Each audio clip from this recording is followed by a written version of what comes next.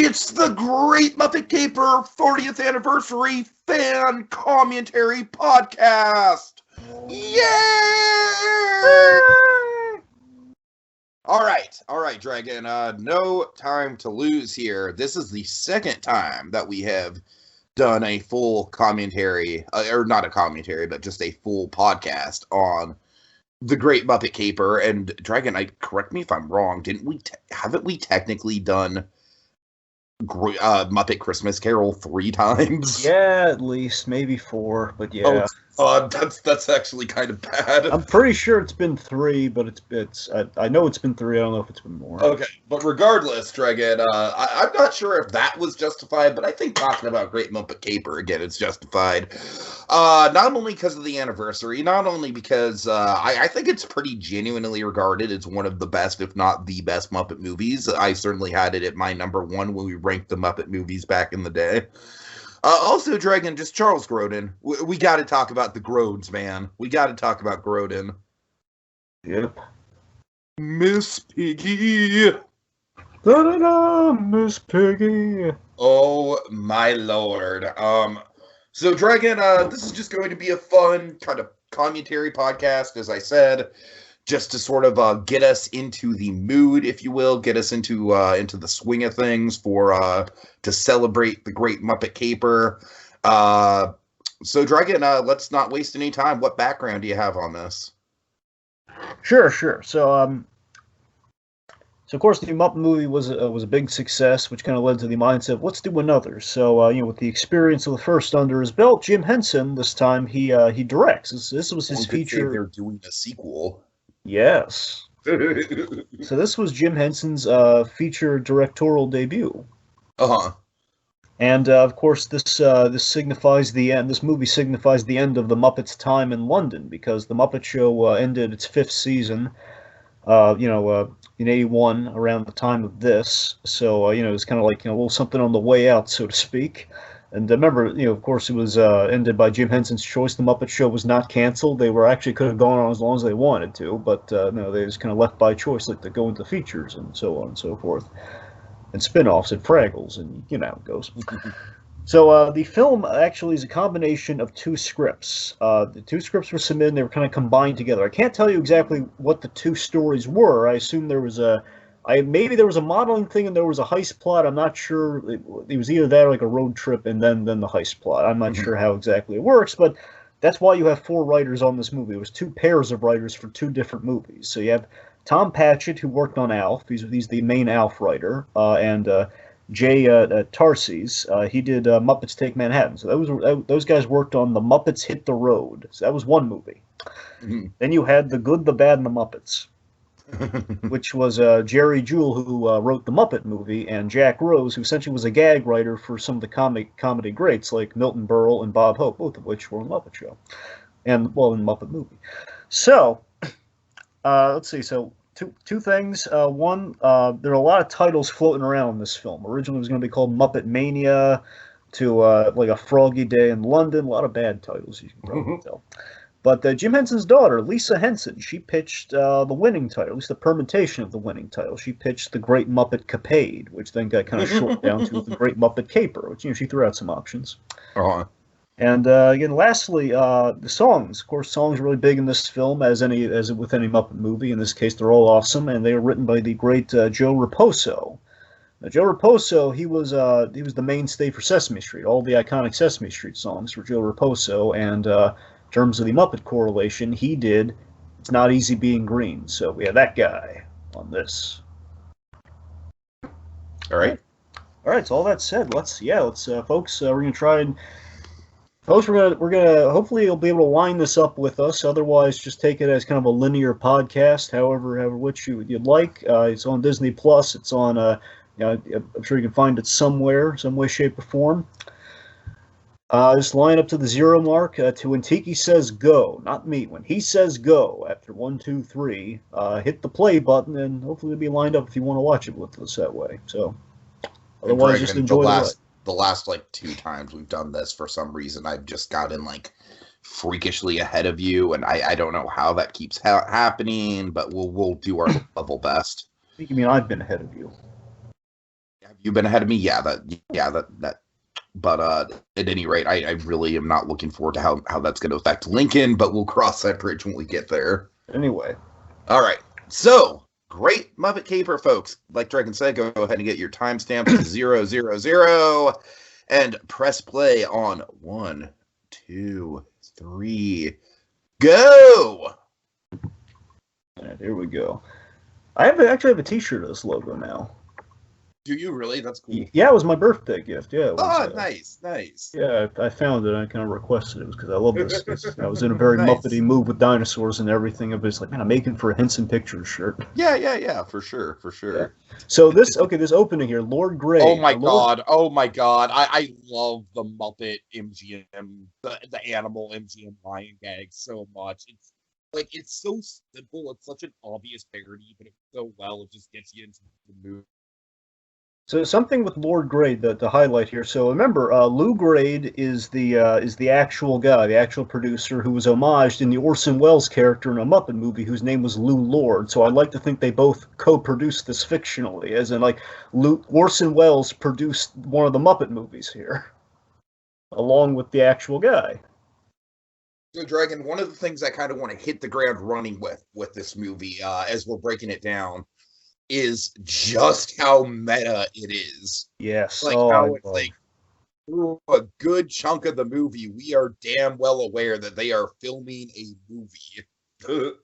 Absolutely, it's certainly one of my favorite aspects. It's crazy how well it is, and just think about this opening here. As we're talking about the credits and everything, which is so fun, how we're making the credits even fun. How long are these opening credits? Oh, just another minute or so. I love how it's like Fozzie's asking the questions that Kermit, what does GSP mean? BSP, and BSP means actually it's British Society of Cinematographers. Oh, nice. Well, fun fact. So these wide shots are crazy. So they're actually shooting this it's actually them and the Muppets in a hot air balloon. They're using helicopters to shoot this, and the Muppets that are in there in the wide shots are radio controlled. That's how they're doing it. Oh, wow.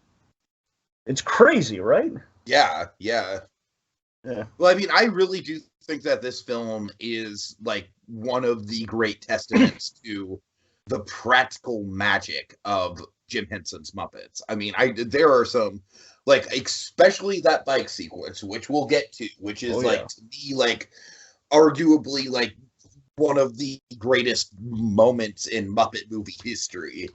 But just across the board, there's just so many playful visual gags. And I really, when I watch this film, I really get the sense that they're trying to one-up the first movie in a lot of ways, in the best of ways.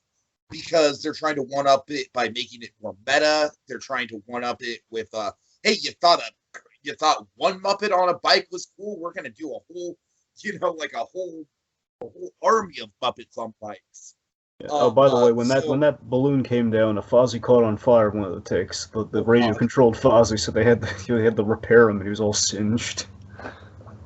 All right, and we're bouncing right into Hey a Movie. Okay, Hey a Movie I think is the perfect way to open the film. It's a wonderful celebration of Hollywood. It's perfect in every way. And I just want to mention this too earlier, the last credit. I love how warm and fuzzy I feel every time the Jim Henson credit comes up, and we say, "Who's gonna read? Does anyone read these?" Sure, they do. They all have families. It's really cute. Yeah. So yeah, this is a great sequence, and that's what I'm saying. The movie to me is fundamentally, it's all about it's the Muppets now being able to make a movie after we've seen how they got together and were able to make movies. In the There's Muppet a lot of mirrors to this in Muppets Most Wanted. Oh, of course, that too. So I don't know if we passed him. He might be coming up. The cab driver is Richard Hunt. There he is, right there. Yeah. There he is. Right on cue. Another kind of monkey doppelganger. I know, right? This is great. I love how we're just getting the wonderful thing about the fourth wall breaks in this film is, again, it sets the tone perfectly of this is going to be fun. It's the Muppets irreverently making a movie while within the movie of hey, so this is terrific. Yeah, this is us. So this is me laying out the premise of just we're reporters at this time. So basically, the folks don't get confused. Wait a minute, this isn't the Muppet movie at all. No, we're playing people in a movie. And also, of course, Kermit the Frog as a reporter, definitely a little reference to Sesame Street. I want a Gonzo reporter puppet with the camera so badly. Yeah, I love the introduction of Charles Grodin. I always have. It's like the whole perfect. And me, bum bum And bum. me. And also, if you notice, his whole motif, he's wearing those flower socks, and there's a really wonderful gag about the flower socks later. Of course, just to show you how evil he is here, is just pretend to be a blind man being helped up by a Girl Scout across the street. My jewels! Someone took my jewels! Oh, God. And again, it's like oddly quotable. It is. And I just love how wonderfully backlot this all feels. And again, yeah, totally. Yeah. Again, folks, it's going to be hard to phrase it throughout the course of this commentary, but it just feels all wonderfully Hollywood and just feels like, again, it's the Muppets being able to realize their dream of making the movie like they kind of attempted to do at the end of the Muppet movie. I will say, as far as songs go, Dragon, yeah, I prefer we're doing a sequel. Oh, I think you're crazy. This is wonderful. I prefer we're doing a sequel. I think we're doing a sequel flows better. I love the banjo, and we're doing a sequel. I don't know. I mean, look at the build and the production number and the polish of it all. No, that doesn't have. I think the sequence itself is great and maybe better than we're doing a sequel. I'm just saying the song is a little catchier. I don't know, maybe. I don't know, maybe. Okay, so we have Mr. I mean, we're doing a sequel pretty much birthed Toy Story 4, Dragon. Well, you're kind of right about that. Well, that was already in the works. They're reporting on that. All right. All right, so we have so Mr. Tartunian here. He is the wonderful Jack Warden. Now, Jack Warden, very well known for his role in 12 Angry Men and Justice for All, the Al Pacino movie. You're out of order. This is out of order. This whole courtroom's out of order. Right. He played the suicidal judge in that movie. It was wonderful. So, of course, I love like the whole 40s. It's like kind of a cross between Perry White and J. Jonah Jameson, like the 40s, like desk hitting floors. Every time he hits the desk, something pops up. Mm.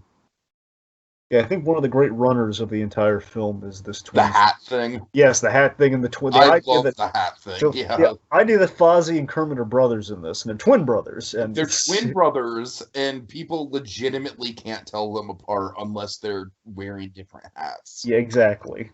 That's so great, and the fact that we keep that gag going, the whole like, oh, is that a bear, sweetie?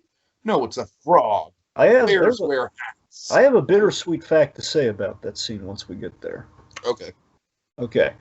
So again, this is just hilarious. Like, oh yeah, I love how like he's so angry, and then gets like, oh yeah, I see it now. But then gets back, I'm angry. I'm still angry in this scene. Right. I by the way, I love all the Gonzo puppetry in this movie. I think it's really impressive, just him hanging from that lighting. Some of Gonzo's best stuff is in this film. I gotta be honest. Okay, then we have this really just this hauntingly hilarious image of we have like the Kermit the Frog.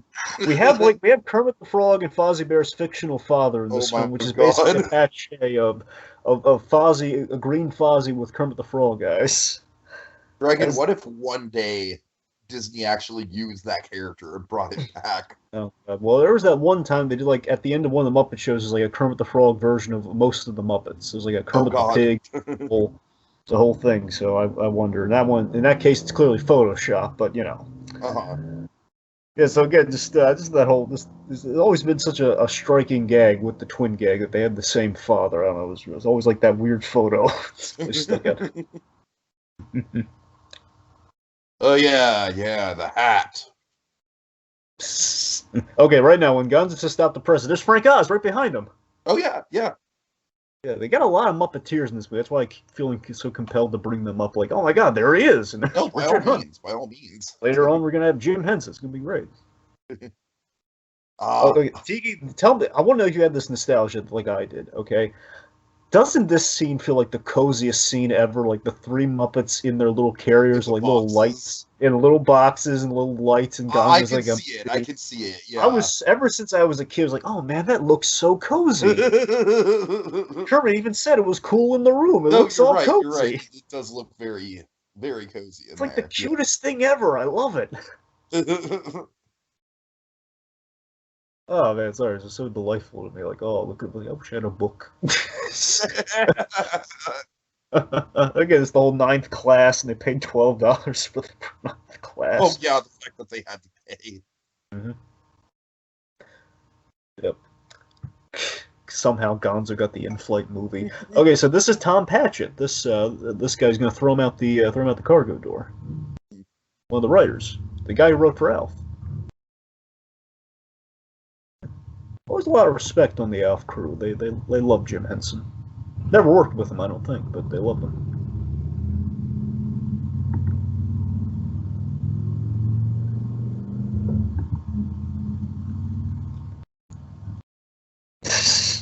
Well, like, one of the biggest running gags of the film too is like we're throwing Muppets all the time. Like they're throwing themselves in front of things like Gonzo, or we're throwing them out, out planes and out vehicles and double-decker buses. It's a lot of fun.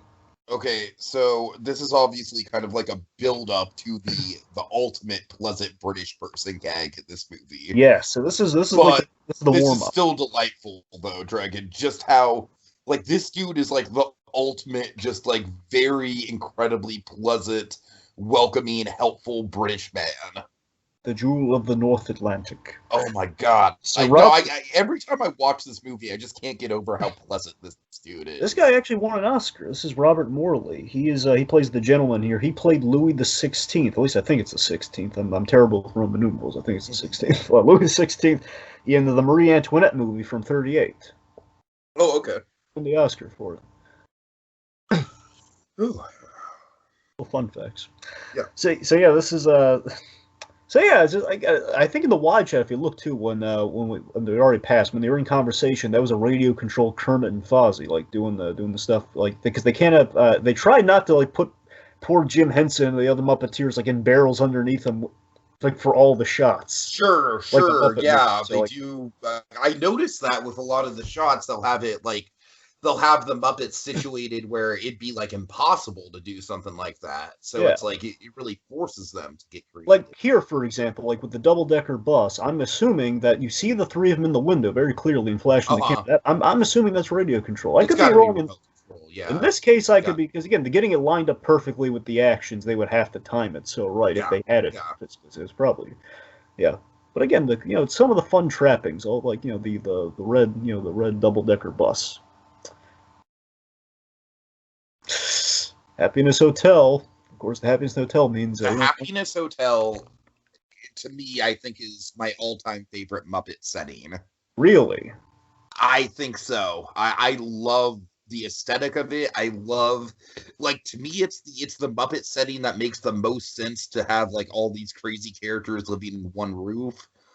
I feel like it fits the rest of the Muppets into the movie in a supernatural way. Again, I love the kind of like the dinginess of it. I don't know, just it all works so well, Dragon. I would love to see like a great Muppet Caper ride with a queue through the Happiness Hotel. I mean, I love this location. There is, again, it's so wonderfully cruddy, but it's also so full of character, which again speaks to the inhabitants inside of it. So of course, I love that the fact they're all very downtrodden, yet again they're all very happy though. Hence the Happiness Hotel. I love this song for that reason. I feel like this. I love the message of this song. Or it's like it doesn't like Drake. The song is basically about the underdogs. You know what I mean? It's like, hey, if your road's been kind of bumpy, if like we welcome all different kinds of animals. Like I love the sentiments of the song. And it's catchy as fuck, and I love the banjo, and it's bouncy. I don't know. This is my favorite song. I love this gag of like options A, B, and C. C's sneaking out in the middle of the night. Very popular choice. Popular choice. By the way, just Pops, one of the Pops and Beauregard who appear in this film. Some of the great underrated Muppets. Oh yeah. Oh, here's something. Okay, so now, I believe, I don't know, I'm not going to say they necessarily first appear. I know Rizzo appeared there, technically. I'm assuming all the rats appeared in the Christopher Reeve episode of The Muppet Show, but this is the thing with Rizzo, like, wasn't it that they just had, like, all the rats, and they all kind of had Rizzo's voice and personality? Yeah, that's the thing. They were all, kind of, like, amalgamate. Okay, that right there is one of the most impressive shots of the movie. I believe that's a radio control shot. I mean, just whatever it is, it's damn impressive. It is, and so that's what I'm saying. If you look at the rats overall, Tiki, they were refurbished for this, because before they were always kind of gray and dingy looking on the Muppet Show. Never looked great, but here they act as what they look like going forward. I think they cracked the code on it. course, they get like a whole lot of mileage out of it. And Muppets Take Manhattan, we have like the rats working at the restaurant, so sure. It have to little rat bellhops. Yeah.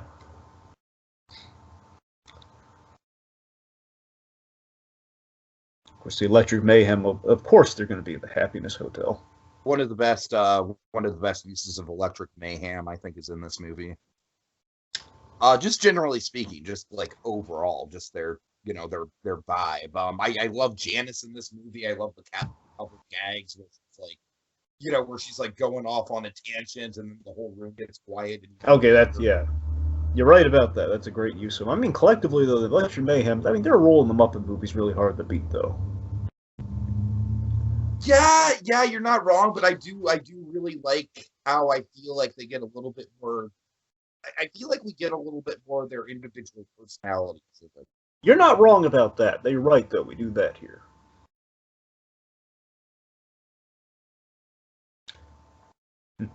Oh, it's such a jaunty kind of. Oh yeah, I'm sorry, I'm not saying it. I just like when I see the song, I just kind of like watch it. So yeah, coming up. Never had an animatronic Electric band somewhere in the Disney parks. It's just. Yeah, it's pretty crazy we haven't done that.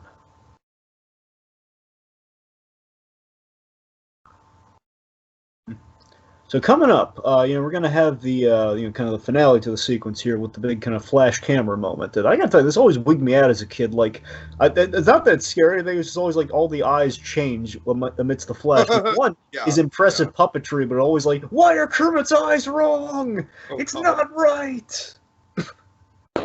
Okay, Sam has just the perfect amount of screen time in this movie. He's got those 2 moments, and that's it, and that's all you need from him. Yep. Like, I'm not saying I don't love when Sam has a bigger role, like in like in something like Muppet Treasure Planet or Treasure Island. Right. But man, I feel like when he's used sparingly, he's almost even more memorable. True. I mean, of course, honestly, I adored his role in Muppet Christmas Carol because of the whole "Don't tip the driver." It was so funny. But but again, kind of similar to that in here, we also have the whole that is the British way, and in this case, I just love that we've had this very American character in London. We worked him in there.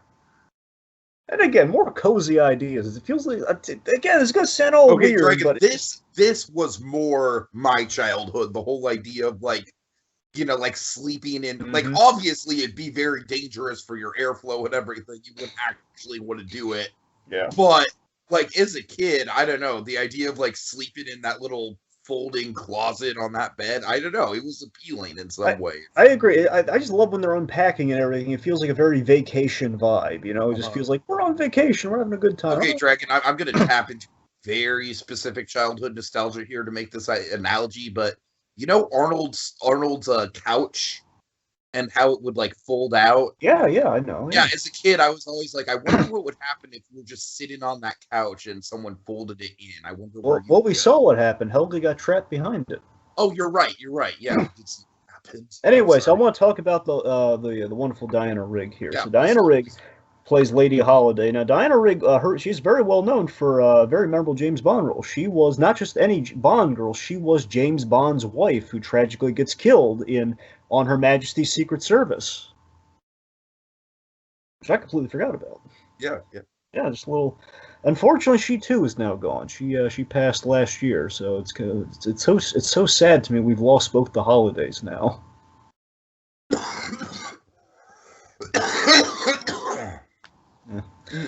Also, we kind of set up earlier. We had like the three Carla, Marla, and Darla, the three models who are going to kind of go south with trying to steal the baseball diamond. Dragon, I think I think we're on track in terms of syncing up as concerned. Well, it already happened. No, I'm just saying I just had kind of like a little buffering, so we might have to sync up again. Unfortunately, I'm saying generally speaking, it's going well, but I just had a little buffer. I don't think maybe it'll help you give you a timestamp on this one, Tiki. Really? Yeah, unfortunately, something happened where it's playing, but it didn't. It's not telling me the time. So, Oh, that's happening for you too. I'm glad it's not just me. yeah. So I don't know why. I don't want to mess with it because I'm afraid something's gonna happen. So I'm just Right? gonna have to No, eyeball fuck. it. I hear ya. We're gonna have to eyeball it. Okay. Anyway, so let me talk about Piggy and Miss and Lady Holiday here. So I really like their dynamic. Of course, every time we think about Miss Piggy, we're thinking about her and Nick Holiday, but still, her dynamic with Lady Holiday is kind of nice too. I love that we have. I love the idea of Piggy just being this this kind of like almost Mary Tyler Moore-esque, like, like head in the clouds, just Yeah. as a girl with a dream. And I feel like it's one of the most humble times that we've seen Piggy. You know what I mean? She doesn't have a whole lot of her ego that she usually has in this movie. Yeah, Piggy's the star of her own rom-com, you know? Uh-huh. Yeah. Sure, nowadays people would kind of make like a Cruella comparison with Piggy, but Relic comparison? Why? Well, I mean with the no, I mean with the whole like fashion, like she's in Oh, the the fashion stuff. Yeah, for yeah sure. that whole thing, and Lady Holiday being the mentor, kind of Emma Thompson-esque. But anyway, but no, seriously, I do love just the contrast of these two, where you have Miss Piggy's being brimming with energy, and you have just the very reserved British kind of English way, just kind of with that dynamic. And also, this is a hilarious gag too. It's like calling out the plot exposition. It's plot exposition. It has to go somewhere. Yeah, totally. Spelling out the whole thing, basically setting up Nick Holiday in this scene. It's pretty much like he's an irresponsible parasite. And Tiki, my favorite gag, when you'll see it later, okay, then momentarily. When Kermit and the gang enter and they go past Nick Holiday's office, it says Nick Holiday, irresponsible parasite on the door. And it's awesome. Oh god, I love it so much. Because when that happens too, he's getting a delivery. I'm just talking about before it happens, so it doesn't go by completely. So we're just a box is being delivered. It's like, Mr. Holiday, your floral shirt, your floral socks are here. Like your gross of floral socks. He's always wearing the flower socks and the flower patterned like shirts and everything for the tuxedo at the party later. So his orders in bulk and loves those flower socks. Right. I always love it's always like the little Muppet interactions, like Gonzo taking pictures of the pretty girls. It's kind of nice, you know. And the little interactions go a long way. There's never always a Gonzo nose gag. classic old school Gonzo. I got Fozzie, you gotta try this. Just stick your nose in here. It's really fun. Yeah, I am a little bit behind you, Dragon. Well, we just passed Nick Holiday's door, and Kermit's about to meet with Lady Holiday. Yeah, we just had the flowered socks gag. Now we're entering the office. Okay, I'm like Piggy's monologuing. Kermit's behind her. Okay. Yeah. Okay, you're there. Okay. I think we're close. Roughly in the same spot. Yeah. Anyway, so Piggy's she's about to fall here.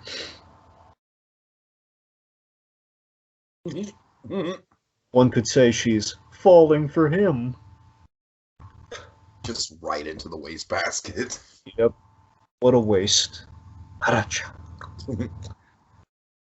So I gotta tell you, I want to again looking at kind of the Muppets in the movies quality of this film, almost like the Great Movie Ride with the Muppets kind of actualized into a film in terms of how it feels. I love the idea that so if the Muppets are birds. What? The birds, right? The animated birds. Yeah. Now I think you might be ahead. No, Roger, the stars, not birds. Now you're ahead of me. Now we've got that, but that's fine. That's great. Look, it's fine. You maybe pause for a second, then hit it, but it doesn't matter. It's fine. Anyway, what was I getting at? Right. So kind of like an old stable, like an old studio. The idea is you have your kind of like your big box office draw of stars, and like your Ginger Rogers and your Fred Astaire. You know, you have your Debbie Reynolds and your Gene Kelly. So I love that Kermit the Frog is kind of like Lorne Bacall. What you're getting at is like back in the old school days of like old school movie stars, like we'd have those kind of like iconic on-screen couples, and they'd have like like every time every time their characters met on screen, it'd be like this huge, like, star-crossed lovers type of deal, right? Yeah, and the fact that here we take the patented, like, little gleam in the eye, which is in a Muppet movie, and that's kind of like they're clicking. That's their moment. That's our stars that you came here to see have met each other, that sort of thing. Sure. That's cool. Yeah, I feel like a lot of Muppet movies have a moment like that when Kermit and Piggy meet. I like that it's kind of like a runner throughout the franchise. Yeah, it's just kind of a lovely kind of Hollywood tradition with Muppets. Yeah, right. Yeah, there's a lot. No Steve Martin in short shorts in this date. No, we can't have it everywhere. And again, more technically lederhosen. Would you like to sniff the corpse, sir? Remember, Steve Martin and lederhosen. Right. Just like Mr. Pricklepants. Okay, now I gotta admit, as much as I adore this film, and I really do, I truly adore it. When I look back on it, the whole Highbrow Street thing is like, I mean, look, I love that scene, but just getting there, like, yes, it's like, yeah, maybe that, obviously there's a tongue-in-cheek vibe to I can say it's a cheat, all right? I hear it to a certain extent, but... No, I agree, I'll give it a pass. I'm just saying, it's like the one thing when I go back to, it's like, yeah, we just kind of looked at it. Obviously, Highbrow Street, like, we can't just gloss over. Highbrow Street is one of the great Muppet cameos ever. Yeah. So we can't just, like, it's wonderful. So, yeah, I'm totally okay with however we get to that. I was going to say this parenthetically. I think we need more doormen in the world. I think we do. Just, even if it's not a nice building, we just need like a nice doorman for a crappy building. Maybe just to kind of zhuzh it up a bit. I don't know. Be nice. Oh, God. Okay, that right there. That gonzo throw. Yeah. Yeah. So, so with that throw, by the way, so the idea is that in London, at least back then, I assume it's probably still the same way, just a little bit more like, appy these days. You're not supposed to yell taxi. That's why Kermit couldn't get a taxi. You don't yell taxi in London. I mean, generally speaking, I feel like with the app services and everything, it's kind of weird to yell taxi, like, generally these days. Oh yeah, but I'm saying back then, just the point being, if you were in London, you don't yell taxi. That's why it wasn't working for him. Yeah. So here we go, Beauregard. Love me some Beauregard. The interesting thing about Beauregard that I've always had is that, of course, like, the most memorable role that he's had is in Muppets Go to Walt Disney World. And how many other Muppets can you claim, like, that's their most interesting appearance? Well, when I think Beauregard, I think of the movie, obviously, and then I think my next go-to is the Gene Kelly episode, because it's my favorite of the Muppet Show, because he has the whole run there in that episode, which is the last episode, well, at least it's supposed to be the last episode, where, Beauregard thinks the world's ending and basically thinks the show's ending. Oh. Which he's right. Oh, I'm sorry. I can only take you as far as the lobby. Yeah, just take a little time. Just bear in mind you are a little ahead of me, but yeah. I love how Pops is, like, not even a little bit fazed by the car going through the fucking lobby. Yep. Because never find a cab when you need one. Because it is all this has happened before, especially with the whole a steering wheel souffle. Right. So of course making a YouTube Dragon, this bothers me because if I were in their position, I'd just be like, back up. Just back up. He doesn't need to go make an entirely different hole through the building. Just back up. But it's funny though. It is funny. I'm just saying it bothers my OCD though on a practical level. I'm gonna guess it didn't go well given the steering wheel souffle, so I don't know what happened to him. And you could have avoided that if you would have just backed out. Yeah, but then we wouldn't have the steering wheel souffle. Fair enough. Of course, very word travels fast in the Happiness Hotel. Oh yeah, as we've come to learn. Great use of the Muppet Newsman as well with this. Oh yeah, of course. Yeah, I don't know if that Muppet Newsman is one of my all-time favorites, right? Yeah. I love Muppet Newsman. Yeah, he's great. Yeah. This is a Muppet News Flash. Kermit the Frog to date Lady Holiday. Details. Okay, that little moment with Gonzo and the pigeons, I that always kind of stuck with me. Really? Why? I don't know why. I just thought it was sweet. I love the fact that Gonzo throughout this movie he's kind of got like a mini side plot going on where he's like taking photographs of kind of like the gag is he took a picture of a chicken instead of taking a picture of the jewel heist that was going on behind him. So yeah, right. But what I think is a deeper subtext there is that Gonzo is kind of like looking at life from a different point of view. That's true. He's one of the artsy photographers. Right, yeah, exactly. Kind of like the whole performance art angle on the whole the whole the Prince of Plungers thing. Sure. All right, so of course one of my favorite sequences in the Great Muppet Caper is stepping out with the star, which essentially is what we're circling about right now. We're about to get into.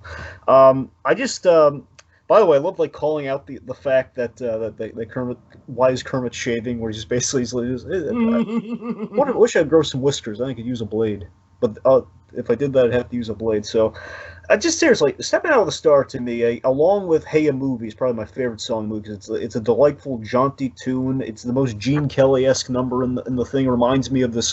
There's this Frank Sinatra number. It's Sinatra, Dean Martin, and Sammy Davis Jr. is in it, but he's not singing in the song. It's called "You've Either Got or You Haven't Got Style," and it's a bunch of the classic crooners just kind of basically kind of jazz, kind of styling up one of their buddies, and it kind of reminds me of this. I just love the idea of a frog getting ready for a night on the town, and it's just so it's classy. It's a classy old school charm filled number, Yeah, totally. I think it was like a little dash of pathos of Fozzie just being kind of the brother who wants to go with his brother on his date, but he can't. Yeah, just like the little kind of the ever present, omnipresent camaraderie and friendship of Kermit the Frog and Fozzie Bear that's always been there. I love giving them the brother angle, as absurd as it sounds. It is really nice to kind of bond them even further. Just to address we are brothers practically. We're brothers in starting this crazy venture. We're always there for each other. It's cute. Yeah.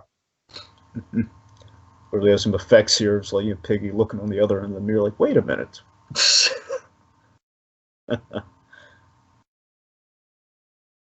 Love the shadow work there. Oh yeah, shadow work's great. Very Peter Pan gag. Yeah. I think we're about synced up at this point. Well, I mean, I might be being polite though, Tiki. You mentioned the things before I'm witnessing them very briefly, but again, God, all right. It's a negligible difference. I'm just, I won't even mention if we're synced up or not anymore because it's just going to distract me.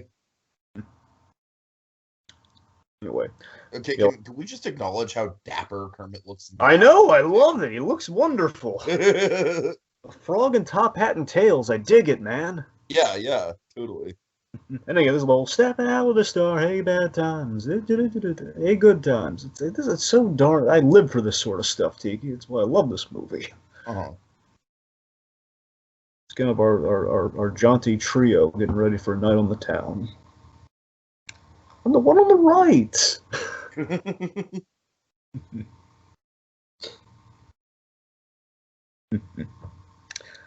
And of course, just the moment he relents and Fozzie, you come along with me, that he invites everybody. Everyone's going with him on the date.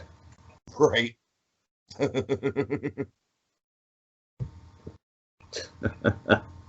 All right, here we go. Highbrow Street.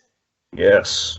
This is one of the all-time great Muppet comedy set pieces, as far as I'm concerned. Yes, it is, and I love that it's kind of a gag that swings for the fences. If you really think about it, it's a gag of okay, so we just have kind of a boring couple being the idea. It's the really monotonous couple, just really just so apathetic about everything, really. And we're gonna have to sustain that of okay, this is funny because Piggy this absurd thing is happening on the outside. And it really doesn't. I don't think it gets to a thing where everyone can jump along until Kermit enters the fray. But I just love that we're going for it though. Uh-huh. So John Cleese in this movie is perfect. I mean, he's the perfect person to have this kind of cameo. Like, as far as I'm concerned, he's easily the Steve Martin of this movie. That's on brand. So yeah, he is. So he's with Joan Sanderson. They did a series together in the '70s called Faulty Towers. Oh yeah, for sure. And you'll notice because she's a little older than him. They aged him up. They put like all this gray. They put the gray in his hair and everything. Mm-hmm. He was a lot younger than this.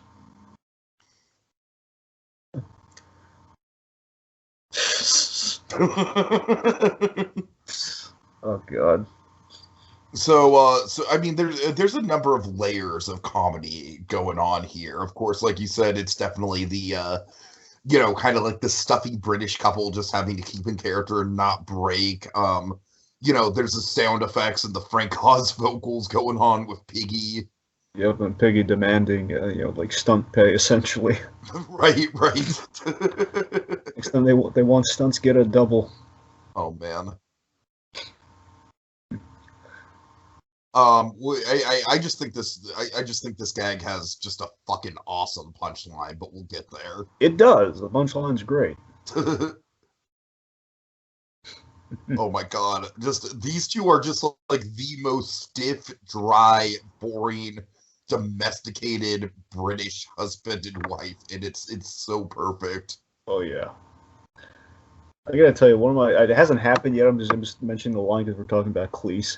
I've always loved the way he said the Dubonnet Club. The Dubonnet Club. That's the biggest. Every time I think of John Cleese, I think of, oh yes, the Dubonnet Club. Dragon, I honestly feel like John Cleese does not get the.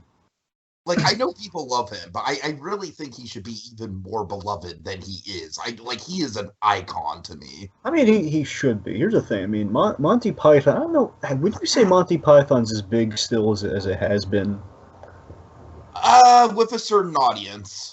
See, that's what I'm saying. It's like, with a certain audience, it just feels like, Cleese... But I don't wrap John Cleese just into Monty Python, though. Well, no, I'm just saying that's usually the go-to in which John Cleese shows up for a lot of people. No, it is, but I mean, he shows up in other things, too. Well, based on that, I agree, then. We need more John Cleese out there, because I'm just thinking that's usually what people recognize him for, but you're right, though. We do need more Cleese.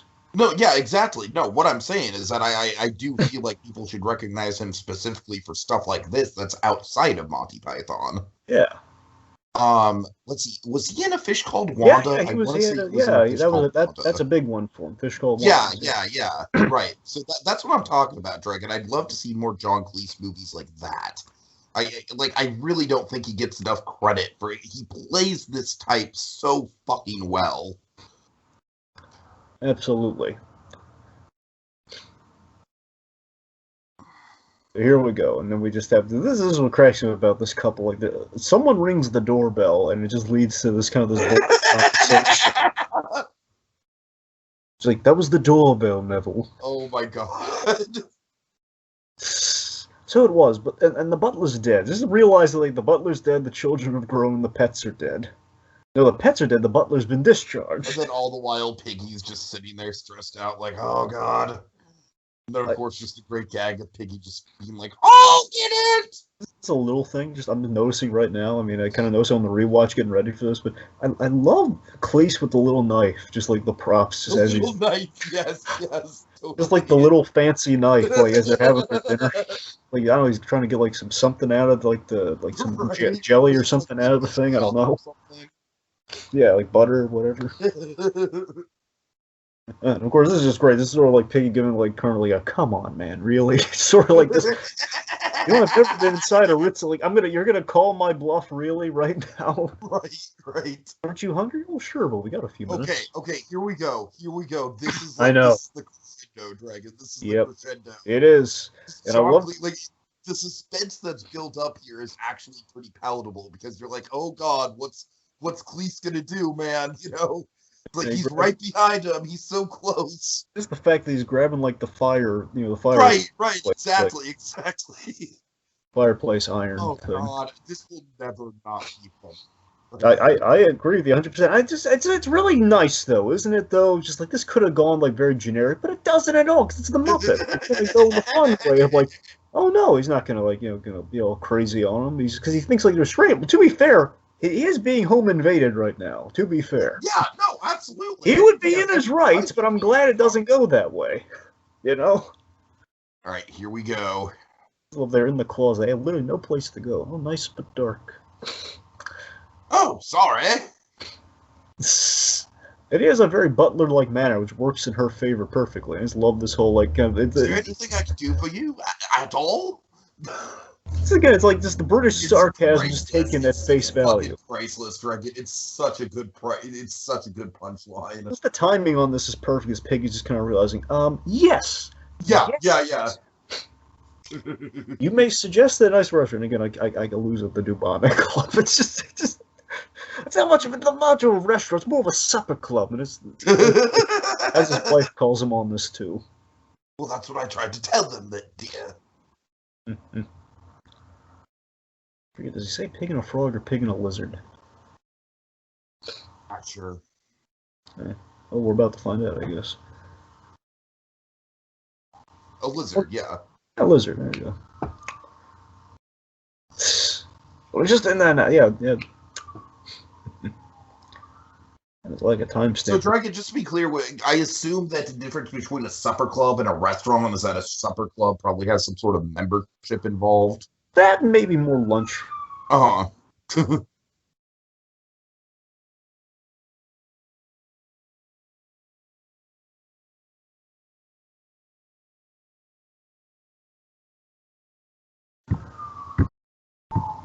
Well, actually, okay, yeah, go ahead. I'm sorry, with the supper club, actually, I think the restaurant's a little bit more, it serves all sorts of meals, or supper club's probably just for dinner. Maybe that's it.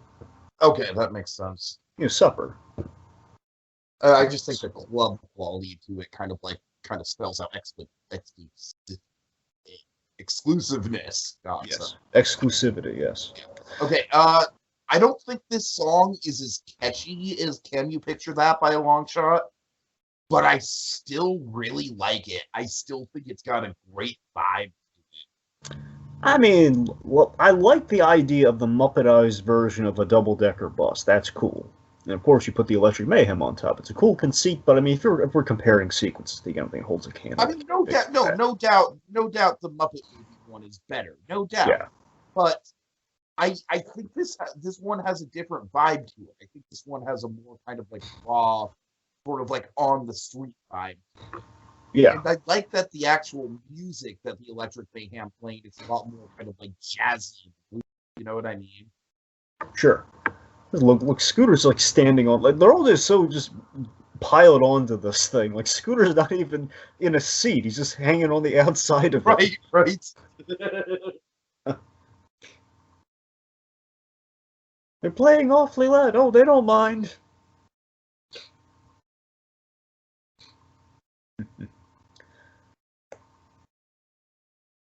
I mean, it makes like an awesome parade. It would make an awesome parade float. Oh, it would. The coolest parade float ever. All right, here we go. Oh, the Dubonnet Club. I'm home. I love this place. Oh yeah. Oh, I love the Can black. we just get this as like a dining experience at Hollywood Studios or something? Yes, please. Oh God, yes. Right. I just love the black and white ritzy look. It's very elegant. Fun fact: so the roast beef, he says, cost the price of an Oldsmobile. An Oldsmobile in 1981 apparently would cost $9,000. That's a $9,000 roast beef.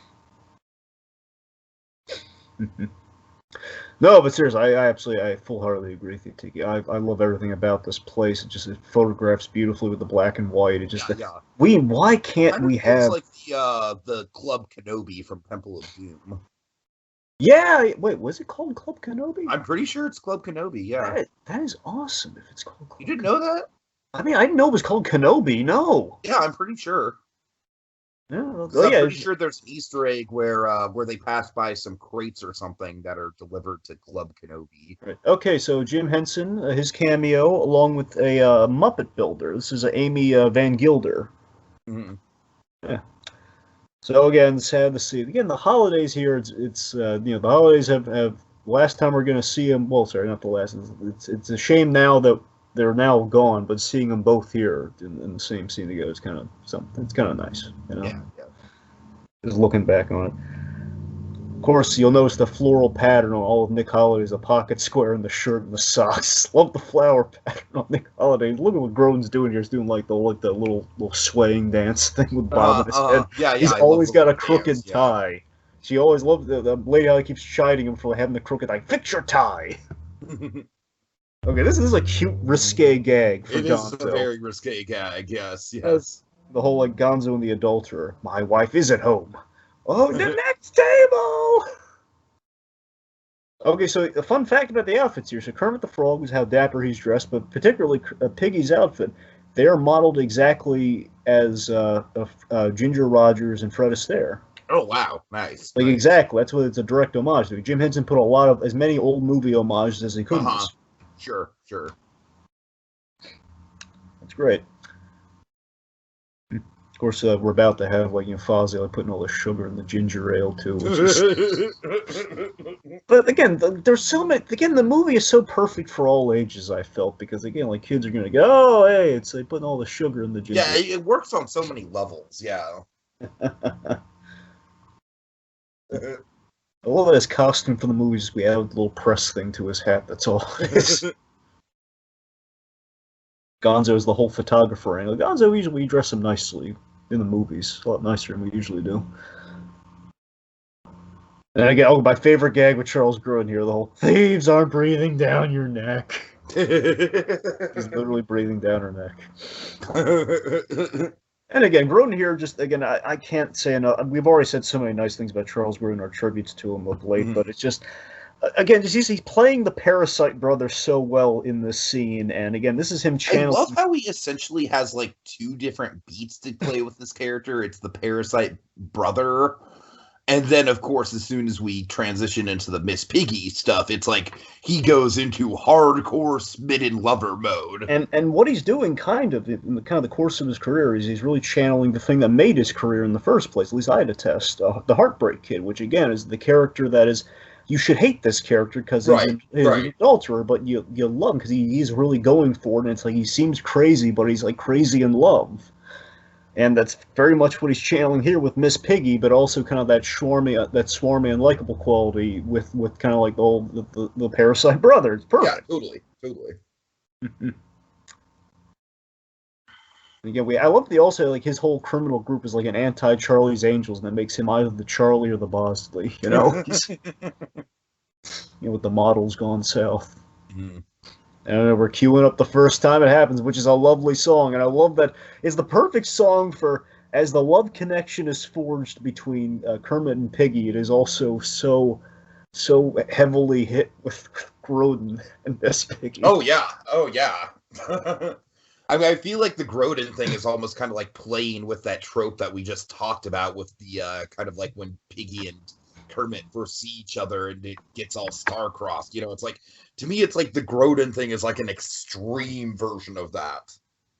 Yeah, again, it's like Grodin's version of Never Before from the Muppet movie. Like, you can imagine, unfortunately now we know this would never happen, but if we can go back in time and make something happen, imagine if you did. We saw like a clip of Grodin having the fantasy that basically put him in the exact same things from the Muppet movie, but he's in the Kermit the Frog position. Oh my god! Like, as they homaged all the classic movies and like the Gone with the Wind pose and everything. Like him at the dinner table with Steve Martin and Piggy. Well, I wasn't thinking that, but that'd be better. Okay. Like him sniffing the bottle cap. Yes. Drinking the wine with the straw, or the champagne with the straw. So I assume that with the dancing, they were just kind of in a trench for this? I believe so, yeah. I mean, that's my assumption, is given how that usually works. Yeah, they would have probably like a trench like in the floor that the other actors are either like told, like, oh, step over this, don't fall into it.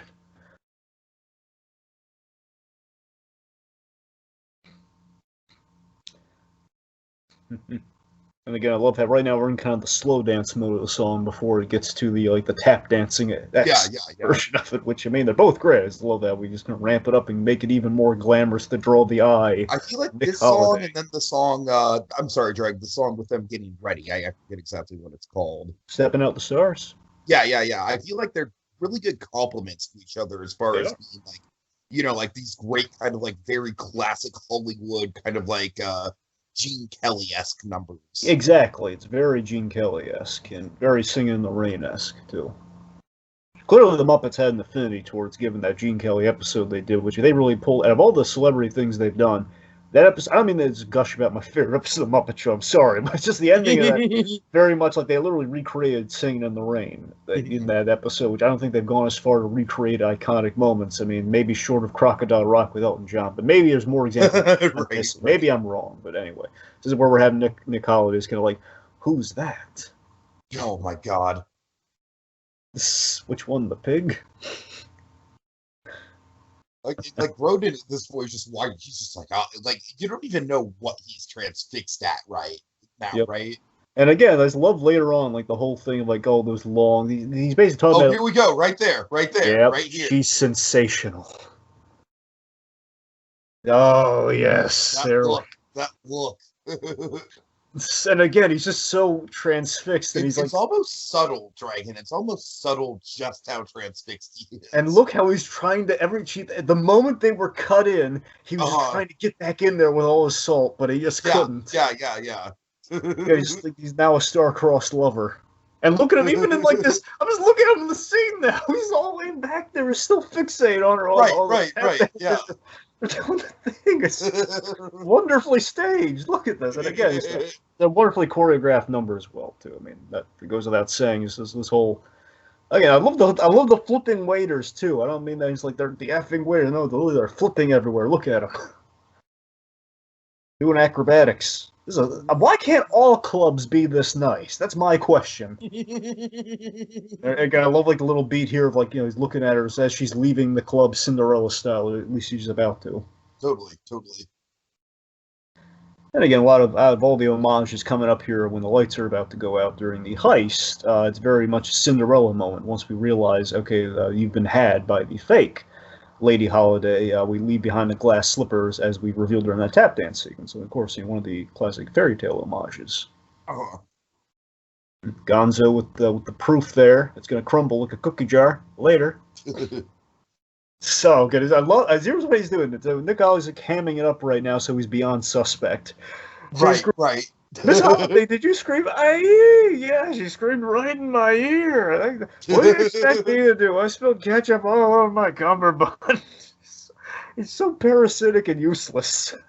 And again, the only thing Lady Holiday can think is like, straighten your tie. And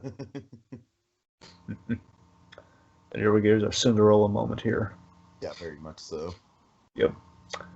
And again, nice given like Herman Piggy. I feel like the fact that it's a glass shoe is almost a gag. Yeah, it is. That's what I'm saying. It's like a fun look. The Muppets have kind of did their fairy tale homages already. And they're classic literature all throughout. Okay, that shot of Piggy in the alley, man, it's surprisingly artistic. It really is. And again, I can't remember the technique they used to achieve the overhead shots. I really can't, because it was really impressive. It's like Rizzo in the barrel in Christmas Carol, but he's not moving, so I forget how they do that shot. Yeah. If it's radio controlled, it's amazingly impressive because they have to get her to walk a couple paces. But no, could be a marionette, maybe. Maybe that's it. I like that this scene is kind of like an exercise in suspense in a way. It is, because it's like they have to develop the photo, but there's the long line of people trying to use the. It's like, okay, first of all, guys, like I appreciate your effort, but you really couldn't have found a better place in the bathroom to set up your dark room. Well, it's the fact it's the only bathroom in the Happiness Hotel, Tiki. So. Yeah, but I'm saying, isn't there any other, like, couldn't they do a closet or something? No, you need the water. Couldn't they have brought a pot? All right, fine. Strip it away, Tiki. Fine. All right. Happy now? Anyway, like we could fit 3 Muppets in a closet for this scene. Anyway. All right. Regardless, I love the intensity of the scene though with the dark room lighting, and I'm going to give you a weird analogy, but I think an accurate one. It's like the bathroom scene in A Christmas Story when we're doing the decoder pin. It's the tension of everyone's like wants to get in the bathroom, but you're trying to do this thing. Again, we have the proof. We got the hand in the cookie jar, right there, and then. They'll just crash on through, and again, I love like the little kind of PSA for the kids out there back when photography was an art form. Right. before it was all digital and everything. Of like, this is what you would do, kids. You have to develop the film and everything, and you don't want that light getting in there, or else the picture's going to go up like that. And the thing I forgot about is many times I've seen this film, I forgot that, oh yeah, Kermit the Frog is absolutely aware of it. Oh, okay, I'm going to put the brakes on that. I got to talk about this scene. So this cameo here, this is Jerry Nelson and his daughter. Hold on, before we get to Jerry Nelson, I just love the whole, like, look, Dad, it's a bear! No, it's a frog, sweetie. Bears wear hats. All right, sorry, go ahead. I got to tell you about a sad cameo here. Okay. Okay, so that man and his daughter, that's Jerry Nelson, the Muppeteer, Snuffleupagus, for example, and many other Muppets. So that's Jerry Nelson and his daughter Christine, who was name dropped as Christine in the film. Now, sadly, they both suffered from CF in life, cystic fibrosis, and she was very sick in life, and she passed after this film, and. So this is like a lovely kind of tribute to both Nelson and his daughter, in that Jim Henson in life, he always looked out for Jerry Nelson and his daughter, knowing that they were sick. Like, he made sure they got health coverage and everything. He really looked out for them. So it was like, to me, it's just such a little nice way to immortalize, especially her, because again, we name drop her by name, like. And it's such a lovely, memorable gag, too. It's a good gag of, like, the whole bear frog thing. So it's a lovely little tribute to the Nelson family, I felt. So a little sad cameo aside, we have a fun cameo with Peter Falk. Yeah. Kind of the not-so-good Columbo versus the usually excellent Columbo that he plays. Right. I think this gag drags on maybe a smidge too long, but I would say this is one of the most dated Muppet cameos. Yeah. Not the most, but one of the most. Right. That no kids know who Peter Falk I don't even really know who this guy is. Yeah, basically, Columbo is always like the kind of the procedural, like the model. Before you have Monk, you have Columbo. So that's sort of right. The actor who played Columbo. Yeah, it's literally Columbo. Okay, gotcha. Okay. So that's the idea. It's like, before you have Monk or anything, you have Columbo. If it's like a direct Columbo reference. Like, the idea is he's literally Columbo, but he sucks at it. Like a pop culture reference right here. It's like, what if Columbo sucked? Oh God, Dragon, it's so dated. You're right. Oh man. I mean, it's nice though. No, I mean, I still think the humor of it works, but like the fact that it's supposed to be like a direct pop culture reference is nobody is gonna get that nowadays. Yeah, I mean, the way it plays, it just plays like a random guy, just like thinking, his current situations because completely off base. I mean, it still plays, just not as well as that doesn't sing the way it would have back then. Yeah. But again, I do love this park setting for all this too. By the way, it's really nice, kind of countryside, not countryside, it's kind of nice, kind of spacious, kind of very, very kind of pleasant environment. God, and Piggy here, just like, I beg your pardon, young lady, just like tossing this poor guy in the drink. Okay, by the way, I think this is one of Miss Piggy's most Vera Farmiga-esque outfits, by the way. Oh, God. Oh, absolutely. Like, the most Farmiga-esque Piggy gets. Miss Piggy is, like, pretty much, like, costume ready to play Norma Bates right now. Yes. Okay, so this is an excellent scene, too, here, where, one, we subvert the trope of the liar reveal so well here by breaking the fourth wall. It's the like... character reveal is so good. It's so good. The acting, like, the reveal that they're on set, it's great. Just, it feels like it's an outtake that was left in the film of an argument that's just broken out between... I would say it's also one of the most nasty we've ever seen Kermit towards Piggy. Yeah, but again, I just love that... They smooth things over right away, and they do a good job of smoothing things over, but still. It's so absurd, but it's so... I love the pathos within it, though. Like, walk, pig, walk, fine. You want to walk? You have prospects? Get out of here, then. And it's just it's hilarious. And here's the thing, and probably improvised. I'm not a betting man. I'm going to say it's all improvised. But I love that within this, before we go back to our story, I love that there's such humanity in Kermit realizing that he's gone too far in setting Piggy, and she's like, I'm doing my best. I just love the vulnerability there, and then just kind of making up for that. It's like, Piggy, let's go back to the movie. It's like something really sweet about that. Before we, as hilarious as it is, I love it. Totally.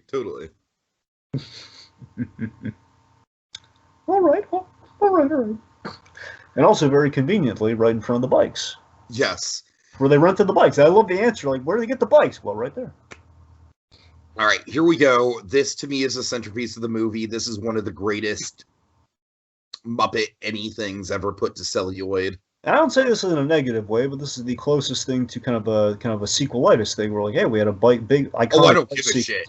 I know. I'm not saying it's a problem at all. I'm just saying that again, it's the only thing that indicates. Well, this really worked in the first one movie. We gotta up the stakes in the next one. I mean, first of all, I think this scene works super well in the context of the movie. Even we didn't have the original Muppet riding the bike gag, but no, I mean, just technologically, just how much more there is to this than there was in the original Muppet movie. It's such a big leap up.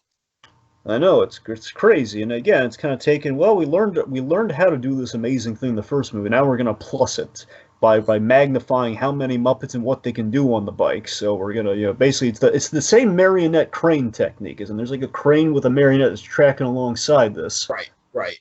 But again, right now it's already impressive that we're doing two, but then we're going to do like a whole fleet of Muppets, which is really impressive.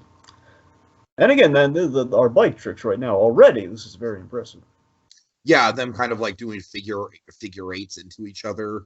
Yeah, and I wonder again, I know when we do the fleet, there's a few radio control tricks here. I do wonder if perhaps to make things easier, like in some of this, there's a radio control thing. Right now, this is marionettes in the close-up shots. I'm saying like that wide shot, though. I do wonder, like maybe the overhead shot when they're doing the circles, like that already passed. Like that's what I wonder. Yeah, it's interesting. All right, and again, that's the thing. The whole movie is them plussing the techniques with the stuff they've learned in the couple of years since the Muppet movie. Sure. And imagine this is just them how early on this is for them. I know. Compared to where they go by like the 90s. And for example, I mean, compared to where they are now, it's even more impressive. Of course, Statler and Waldorf, we got them in the movie. Two very, very nice places. In the park and on the plane later. Yeah. Again, I feel like much like Sam. I feel like with them in the Muppet movies, it's you almost have to take a less is more approach, and they work them in perfectly. Yeah, and you need the old guys in a place where the old guys would make sense. Okay, old people in a park, it makes sense. Oh God, this is such a fucking money shot. Oh yeah. Here we go. I'm saying now I'm getting it. Yeah, it's the whole fleet there. Yeah. You know what's the most mind-blowing thing about it to me? What? Is the fact that like that last crane shot right here, where other humans kind of start to bike with them. Like, that is the most crazy thing to me. I mean, obviously, they're probably keeping their distance from the crane, but it's like, man, it's staged so well that you wouldn't even think that there was a crane involved. By the way, one of those kids, I can't tell you which one of those kids is Brian Henson. Oh, yeah, that's little young Brian Henson. Yeah. One day I'm going to direct one of these movies. Yeah. And then do a show about swearing puppets. Well, that was a movie, Tiggy. All right. But then he's going to do Earth to Ned. Well, yeah, and I was talking about the show was swearing puppets. I was actually talking about puppet. Oh, I'm sorry. You're absolutely right. I'm sorry. I thought you meant like TV show, but yeah. No, yeah. No, you're right though. We don't talk about Happy Time. Well, okay. Here we go. Back to okay. Yes. Have a big with me some night, Miss Piggy. Oh god, he's just again. Grodin is just—he's committed to it. So that's what made him so special. You can feel the earnestness just kind of leaping off the stage, just leaping off the screen. Again, just that swarmy charm and utter dedication of Grodin in this moment as he's courting Miss Piggy, and I love the irony. Think about the irony of this, Tiki. Miss Piggy, throughout the Muppet Show and so many other times, she's always pursuing guests on the Muppet Show. Right. Pursuing the men on the Muppet Show. This is the first time it's ever happened the other way, where you have a man going after Miss Piggy so fervently and so genuinely. There's a little bit, no, please, and he's like. And I love it. It's not necessarily as crossing a line here, but it's like he's just really like, no, this is destiny. This you feel it too. You must. Uh-huh. And of course, Kermit the Frog right there. And we know Kermit the Frog doesn't like this guy because he knows he's the jewel thief. Right. And there's that tension there. And I love that Holiday on the other side of this. He's like being so crestfallen, but trying to take it like a champ. You know, just the whole like, oh, nice to meet you. He's a frog, isn't he? Yes. And it's just seeing the recognition and just like the plea here, Miss Piggy, I want you to know, we could have had something very, very special. And he means it with all of his heart. He does. And it's like just the thing of I can't be responsible for what happens because he tried to offer her a way Okay, out. this is my favorite Grodin delivery in the whole goddamn movie. It's so funny. I don't know why you love her like you do. I don't know why. I just do. I just love it. Keeps doing like this little wistful like whine. Forgive me, Miss Piggy. Miss Piggy. It's so just the desperation of okay, I'll do my job. Just forgive me, Miss Piggy. He's a little schoolboy in love, and he's got to steal the apple or something. He's got to do something naughty.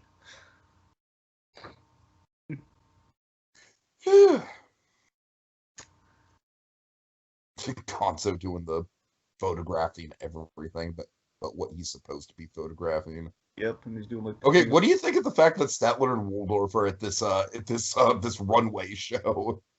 Well, again, I like it as kind of like it's a mildly risque activity for them to be doing, you know. I think it's also kind of the idea that perhaps they would heckle the girls if they really bombed like Miss Piggy does later. That's true. They don't really do that, but it would make sense though. That's kind of what they're there to. Like they're kind of like catcalling the girls, and otherwise they're mocking or probably cat heckling the girls, maybe.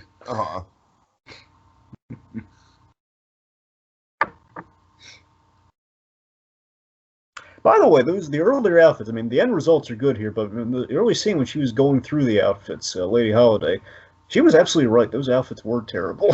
Right. So I part of me wonders if there was somewhat of a revenge motive with her models. Like, no, the outfits were terrible. You were fine, but the outfits sucked.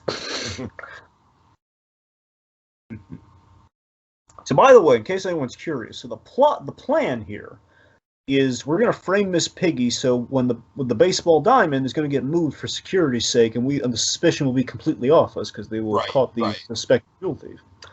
So again, it's quite a clever plan, clever plot. Okay, I love this timing here. You've got to go on, and then she just drops Mama. Yep. Just shit-eating grin right to the camera. And again, hey, Waldorf, wake up! Here come the bikinis! Every time I see Statler and Waldorf, I'm reminded of my father. No joke, every time. No, I can see like probably a lot of people think that. My father loves Statler and Waldorf, by the way. Nice. We have like a little statue of the two of them in the little. It's like on the shelf, like the little two of them in the balcony. Goals, man, it's life goals. Yeah. Been dying to get some plushes of them though. That's the thing. It's hard to find the plushes of those two. And the mother has like a Muppet collection, so trying to get those two. I'll give you the ultimate, like, you will never find this. Baby Statler and Waldorf plushes. Of course we're never going to find that. I know. They didn't do that in the Muppet Babies. I doubt they did that in Muppet Babies. Okay, here we go. So this Tiki is the hardest sequence in the movie to do. The most difficult sequence. The Buzzley Berkeley-esque number. It's actually, I'm sorry, it's not Buzzley Berkeley. It's, I'm blanking. Esther Williams, the Esther Williams Water Ballet. That's what this is after. So, yeah. So the most difficult sequence in the film, the synchronized swimming number. It took like over a week of prep, maybe more of prep for this underwater sequence. Like Frank Oz had to get certified for scuba diving. He had to learn scuba diving because he's under the water during all these. You got to imagine it's really difficult because Muppets are not exactly water soluble, as in Miss Piggy's head would swell like seconds after every take. Mm-hmm. So they had to replace the heads like crazy. And so it's again getting the timing right on everything too, because a lot of these have to be like one take to get them right with the synchronicity of it all. I love that we make fun of the clearly dubbed Charles Grodin singing. Yes. Later, like it's just hilarious. Like, and you were dubbed too. You can't sing. Just Miss Piggy. Yeah. You know what's great though? Frank Oz. of underwater harps? Like, why do you even do that? I know, it's completely random. We don't need them all. It makes no sense, Right. but it's awesome. Right. So, you know what? It really kind of enhardens me that, why is there a goldfish?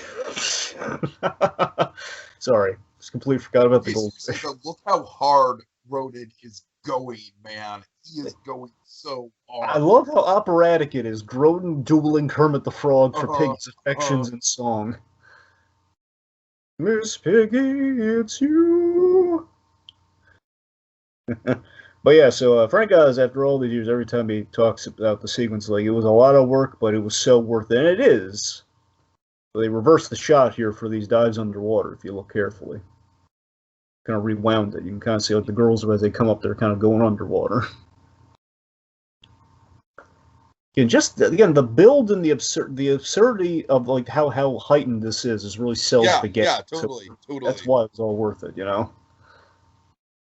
Because, again, the gag is Miss Piggy falls into the fountain. That's the gag. But, like, again, the idea, this is kind of the pathetic idea here, is, like, Miss Piggy, this is her dream come true totally here. Of this right. This is everything she wants as a model right now. This is what she thinks being on the runway is. It's completely random. I love the moment you realize that she's in the drink, you know? Like, the moment you realize, like, yeah, where is all this coming from? We were on the stage just now, but, like, yeah. Right, fantasy, right. And just her taking a dive into the water. A seamless dive, though. Look at that's a seamless dive. Oh my god! No cutaways so silly. Yep. Just like so unromanticized once we pull back. Like, yeah, right. Pig fell in the fountain. I love no underwater harps, no synchronized swimmers. Nope. It's not even good-looking water. It's just... You know, I love that we kind of foreshadowed this with Fozzie wanting to take a bath in the fountains. Here we go. Oh, Grody, don't do it. Charlie. This is a really scuzzy thing, man. It is, and I love that he regrets it. I love, by the way, he does the Schwarmy thing, too, right here when he says, like, no. He's doing, like, the head nod. No. It's the overacting is what sells it.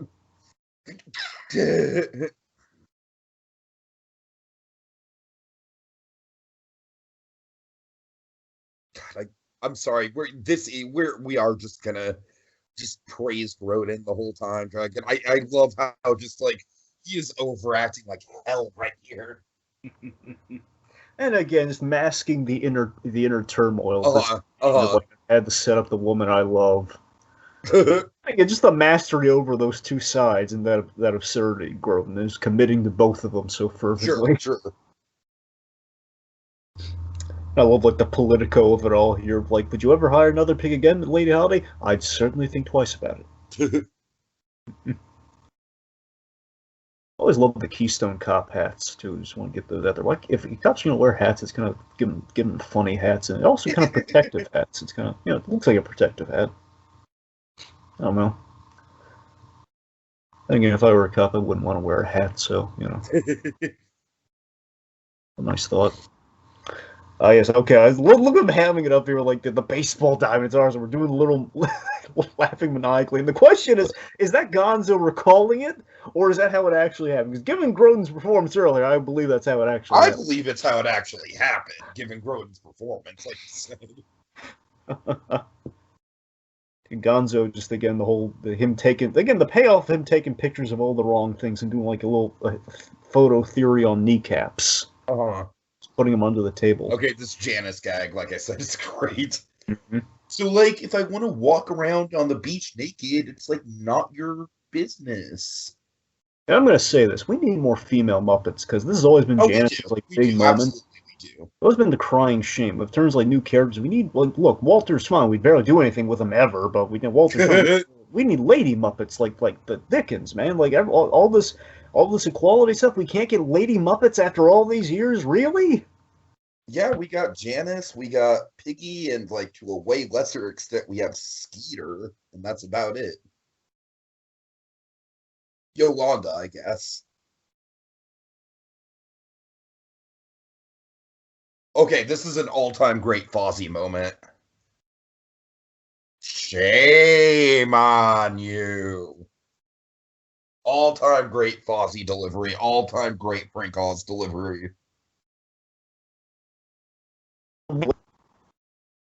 Yes.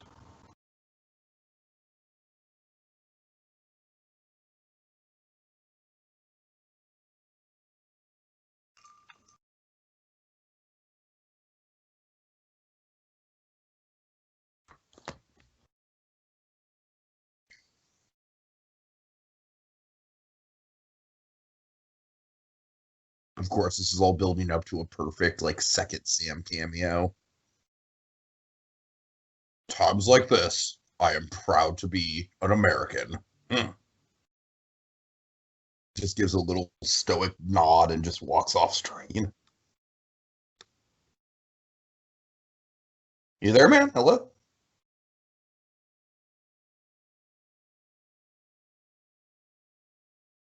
Dragon? Huh. Alright, folks, I don't know. There might be some technical difficulties going on Dragon's end. I apologize.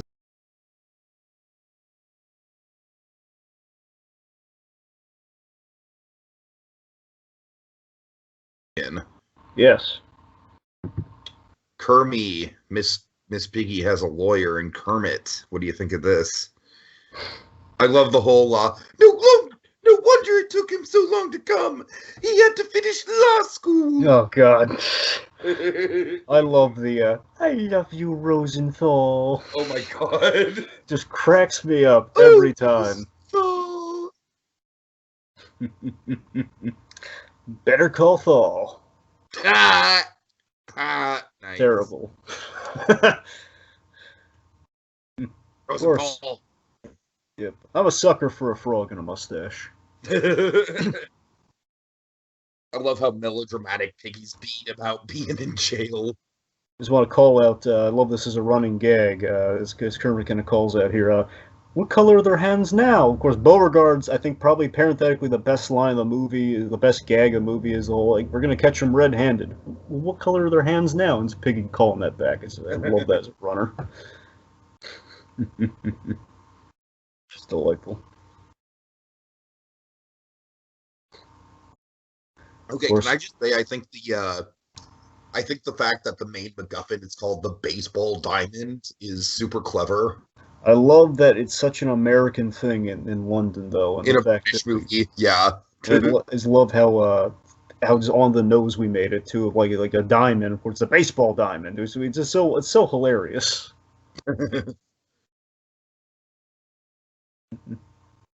Of course, look at this charmer, this frog here putting on the moves. This is what Grodin's up against. This is why Grodin has no chance. As much as I love him, you know. I love you, Rosenthal. It just happens. Adorable. And again, one of the few kisses they share in the movies. You know, I'm not saying it doesn't happen. Fictional kiss, but yes. I just like, I want to say, I'm trying to remember if there's like at least one Piggy Kermit kiss per movie or something. I'm trying to think if the Muppet movie, if they were. You're wearing my mustache. Well, you got mesh marks on your face. Oh, look, there's that office door ticket. It says Nikki, irresponsible parasite. Yep. I love it. Yep. I love the fact that Lady Holiday put that on there as the spike. Right. The idea is like he burned through the inheritance. He's like the burden of a brother, but it's like still he's my brother though. It's like she doesn't like him at all, but it's like for the plot reasons, hey, he's my brother. And of course, if you really think about it, why would her brother not be an Englishman? Okay, I love this gag of the cutting back and forth between like them being super prepared and the Muppets. They don't have a snowball's chance in hell. Yes. Like they're listing all these like totally impractical things, and they don't have those. It's hilarious. You know, I mean, I'm a gadget nut, so I love like pneumatic drill. Of course, the opposite of it is completely impractical, but you're right. It's a great way to show, like, oh man, the Muppets are going to be really out of their league. Again, is the Muppets in rare form. You know, the Muppets, of course, is being completely kind of like, it's completely kind of tanking the situation, but hilariously so.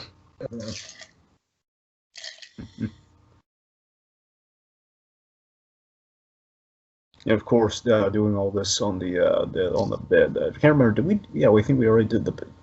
Yeah, we already did the bed gag. We'll do it after we get some sleep. Peanut butter, animal ate it. Sorry. They're just quoting lines, but they're getting ready, and of course completely out of their depth. And I love that what we're basically getting into here is we're going to see like the smooth operators of kind of our anti-Charlie's Angels group. And we have, sorry, the light gag is really funny. So we keep it okay, can I say that is just so authentically Muppets. That moment right there, Dragon. That is like deeply synthesized blue meth Muppets right there. It is. The whole idea of like they are woefully underprepared, but they're just gonna go for it anyways, and they don't give a shit, and they're still celebrating. And we're seeing them in contrast. Our heroes are completely unprepared. Our bad guys are smooth operators. They're getting no muss, no fuss. Where's our third subplot being Piggy making the jailbreak? Yes. Which in itself is hilarious. Honestly, I got a lot of nostalgia for Piggy breaking out of prison because it was all over the marketing for the film. It's a classic sight gag, sure. It is. Pig on the run. That's some pig. Oh, God. I appreciate a good some pig joke as one of them. Very underappreciated kind of bit in that movie. There's a Simpsons quote that I always go to where it's like Milhouse is just like, look at me, I'm just like Babe, pig in the city. I noticed the prison's initials are HM. I'm sure this is not the case. It'd be funny if it was like a chain of Happiness Motel, Happiness Motel. Ah! Not the case at all. It would be kind of adorable. Oh, I completely forgot about this. Beauregard was in the cab with our guys behind it. Oh, it's cool. I don't know how I missed that. Because I always knew there was something behind him. I never knew what. There was the taxi. Makes sense. Okay, so we're at the Mallory Gallery, which I gotta tell you, is such a well-fortified art installation of all places. Right. Of course, we have the win. This gag always works. I don't care who you are. The Groucho glasses always works. It's a comedy bylaw. It's classic. On Muppets, it's even better. Yes. Yeah, it's just like, I just love that they just earnestly think it's going to help them, like, go incognito. Yep. Of course, I love the idea, like, well, we have nothing to cut through the bars, but hey, we got Animal. Next best thing, and again, I also kind of like, I kind of appreciate that we almost foreshadow that a little bit with the MGM logo parody. Mm-hmm. Where we can just eat through anything. Yeah.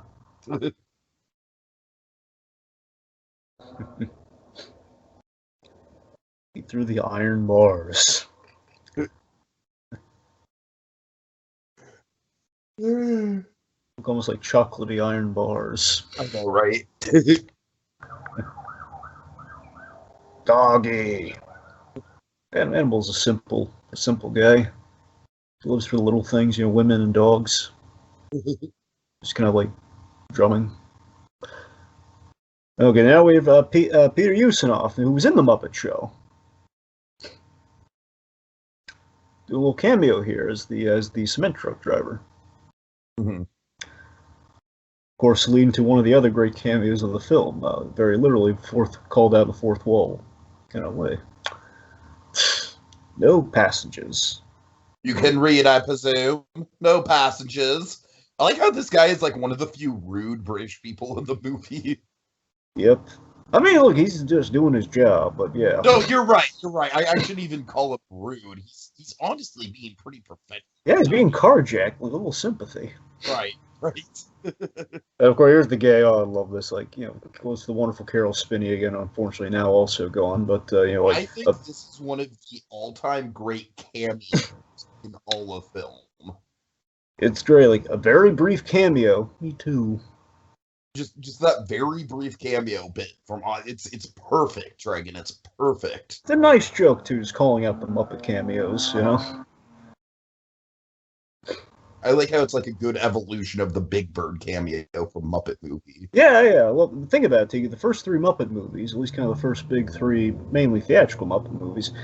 I know those were theatrical, but let's just say, the first three ones, they all had Sesame Street cameos in them. You had Big Bird, you had Oscar the Grouch, and then you had Cookie Monster and Grover and the gang for the wedding in Muppets Take Manhattan. Yeah. And then we kind of drifted out of that, and we had to for very practical reasons. Not like they didn't want to do it, at least at that time. It was the fact of we did like the historical adaptation. You had Treasure Island, you had right. Christmas Carol, you had all that. So it was and now we have a rights issue, and we're never going to see the Muppets yeah. again, which is a bummer. It is. It is. I love the very, very American idea for this ploy here. Like they're pizza delivery guys. Very bad Italian accent. No pepperoni. See, this guy's not my kind of guard here because I love pepperoni. He hates pepperoni. But I hate pepperoni. So I always remember that. It's like, I'll eat it. Yeah. You can give it to the dogs. Oh, that's very thoughtful of you. Yes, give it to the dogs. Of course, you're completely caught with the slip here because they got nothing on the slip. Oh, that the slip is just completely terrible. Of course, like real thing. Yes, you hate pepperoni. Right. Well, you can feed it to the dogs. There's an idea. Yeah, it's a nice exchange, though. Nice, very friendly guard. Again, everyone but apparently everyone but that driver. Apparently, right. Even so, he was carjacked, so a little sympathy. Yeah, with that driver, like you said, he was just doing his job, Dragon. It's like he could have gotten fired if he let Miss Piggy ride with him for all we know. You know what I mean? Yeah, I hope he didn't get fired. Yeah. Yeah.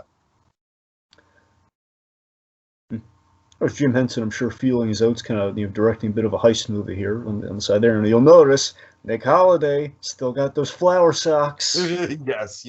I love it. Yeah, I appreciate my socks too. I have pretty much. I want to have more interesting socks than I do. At the moment, I have like a couple pairs of Hey Arnold socks, and like they're all the rest of them are just kind of. I have white nothing.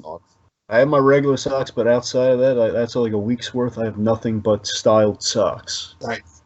I have like Batman, Superman, Spider-Man, Deadpool. You name it. I'm jealous. I got Breaking Bad socks. Breaking Bad socks. Sorry, I'm just listing socks here. Let me talk about something interesting that's going on the screen right now. Okay, can we talk about how technically impressive this is? Like all the Muppets scurrying up the pole. Yeah, the scurry. I think the scurry is it's like a theme park thing where they have this. There's like a conveyor belt, like almost like a chain lift kind of deal. Exactly. Yeah. Chain lift. So I was gonna say like some sort of conveyor belt. You're right though. Chain lift is the proper.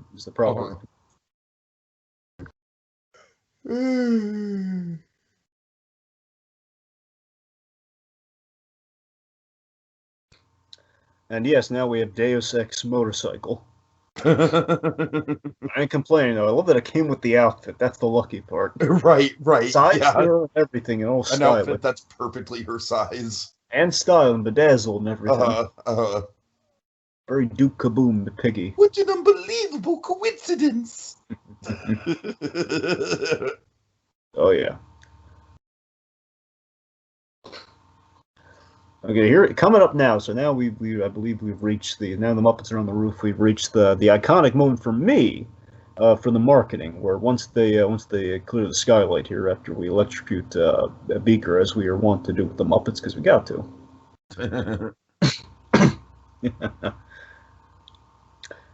The money shot for me, the marketing is coming up, is when the Muppets are looking down from that skylight to the baseball diamond. It's that, and it's Piggy on the motorcycle coming up with the line, "You wanted excitement."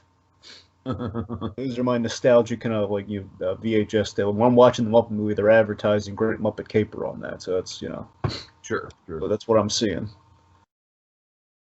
It adds like a great build and mystique of like, ooh, Muppet. Seeing all those Muppets scrunched in the frame, like as they're about to right now. It's very sad. Yeah.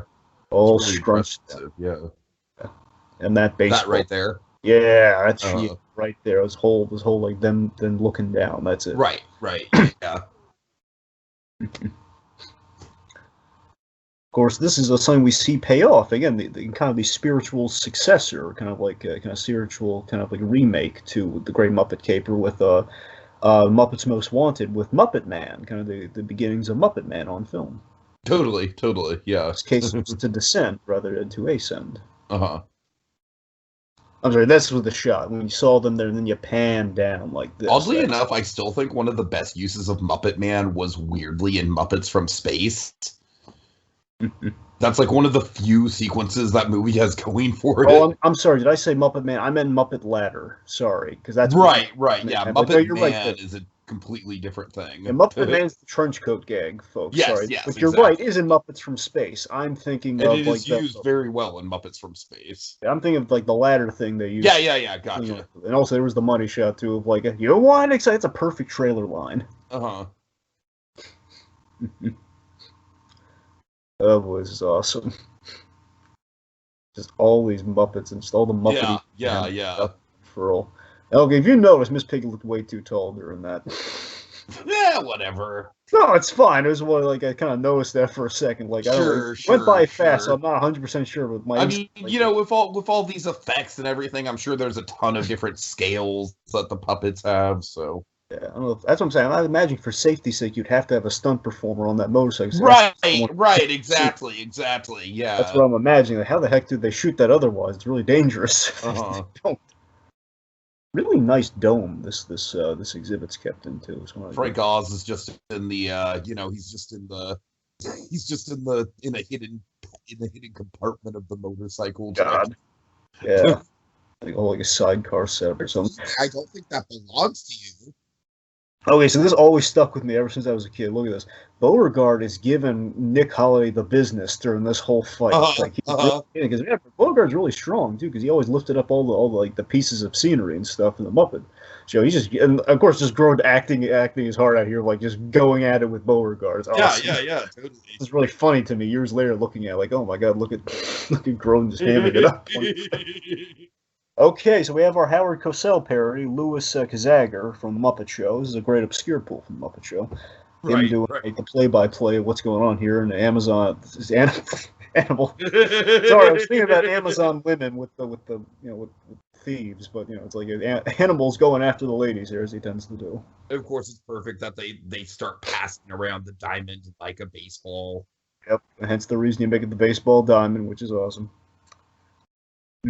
Scooter here selling the popcorn.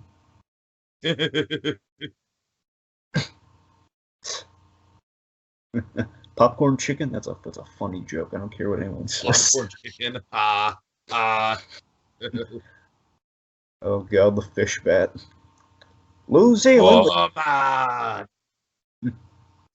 Of course, if any of the Muppets are coming unprepared, logically. You know what, Dragon? Like, honestly, this is a pretty epic finale. Like, all the Muppets kind of like bringing their end game. They're bringing their A game, I should say. Yeah, but it's kind of like an end game summoning almost. It is a little bit, yeah. They're taking out the Thanos that is Charles Grodin in this case. Right, yeah. Now he's got the let's say the gem. Okay, now Okay, so this bit here, a big moment for Grodin, big feather in his cap, Muppet villain to hold a gun on Kermit the Frog. We have this great line. Why are you doing this? Because I'm a villain. It's pure and simple. It's just always cracks me up and also signifies we can't try to talk him down like Doc Hopper, like last time. It's not going to work. But again, big mantle of honor for villaindom in the Muppets here, where Nick Holiday held a gun on Kermit the Frog, and Charles Grodin in life, he had a photograph, I think it was framed, a framed photograph of this shot of him holding the gun on Kermit the Frog. Again, it's kind of special. So, of course, his undoing is his love for Miss Piggy, which is signified in Miss Piggy crashing through the glass to tackle him. And, of course, Miss Piggy taking out our Charlie's Angels kind of thieves here without much fuss. We wait until the end of the movie to get a classic Miss Piggy ass kicking, but it's well earned. It is. And plus, entered on a motorcycle like Duke Kaboom, Evil Knievel. Right. Kermit the Frog, no to the guns. Like, bam! Well, Kermit the Frog getting a hit in on Holiday. I never liked you moving on my woman, Holiday. Okay, then we have, again, the true send-off here. My God. Again, folks, it kind of pains me just that kind of, like, this is one of the last times we'll properly talk about Charles Grodin, at least. I mean, unless we talk about other Charles Grodin movies. But, this is, like, last time we'll be able to, talk about it in relation to the Muppets. Beethoven retrospective coming up. I don't know. But I just think this beautiful moment of Grodin just signifying that he wants to make it clear as he's going away, as he's being taken in by the authorities, I did really care for you, Please don't hate me, Miss Piggy. It's like, it's so, oh my God, my heart goes out to him. And I love that it's the moral of Even if you like Nick Holliday, he wasn't right. He wasn't in the right. Didn't do the nice thing. We gotta draw the line somewhere, kids. Sure. You know? And I love that she knows it. Like, she's not just like, like not. She knows it's true. Okay. So yeah, now we have the have kind of a full circle return to what got us to London in the first place. We're on the plane. Logically, we have to send them home. Yeah, Dragon. I like that. If you think about it, both of the first two Muppet movies are kind of like origin stories for how the crew came together. Yeah, they are. Yeah, when you I never thought about that though. Yeah. Yeah, it's like, I mean, obviously the Happiness Hotel is a lot more of a plot convenience than the Muppet movie, kind of that being the story of the whole film. But of course, here was like tossing Muppets out of plane, which again. Again, out of context, seems so mean-spirited, but again, it's so kind of jaunty the way we do it here. Was thrown out of the plane, but they're all wearing parachutes, so it's fun. Right. And again, the reprise of Hey, a Movie, and this is a genius reprise of Hey, a Movie. Now they're talking about the end credits in the movie that they just went through. Solve the crime real easily. Hey, a movie. It's delightful. See, you gotta admit though, this plays a lot better than Together Again when they're all stuck on the wall at the end of Muppets Most Wanted. Yeah, sure. Yeah. Nothing against that, just it's a little very obviously the old celebrity cameos are just kind of CG'd on there or something. Or something. Right.